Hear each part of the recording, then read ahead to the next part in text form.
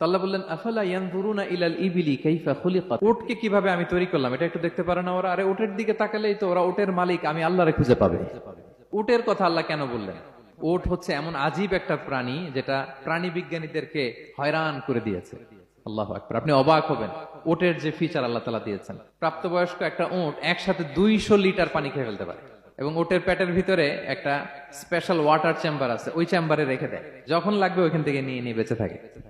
1 মাস না খেয়ে বেঁচে থাকে কি করে? ওটের পিঠে দেখবেন একটা কুজ আছে, এই পুরো কুজটা হচ্ছে চর্বির আধার। ওটের যখন খাবার থাকে না মরুভূমিতে, মাসের পর মাস যখন চলে, ওই চর্বি থেকে এনার্জি নিয়ে সে মরুভূমিতে চলে, সে না খেয়েও বাঁচতে পারে। আমাদের চোখের মধ্যে যেমনি একটা পাপড়ি, এরকম এক পাপড়ি দিয়ে উটকে আল্লাহ বানায় নাই, ডবল লেয়ারের পাপড়ি দিয়েছে। কারণ মরুভূমির মধ্যে চলতে পথে লু হাওয়া থাকবে, মরুভূমির সাইমুম, বালুর ঝড়, এই ঝড় মোকাবেলার জন্য, লু হাওয়া মোকাবেলার জন্য ডবল লেয়ারের চোখের পর্দা। একটা পর্দা ফেলে রাখে আর একটা খুলে সে হাঁটতে থাকে, তার কিছুই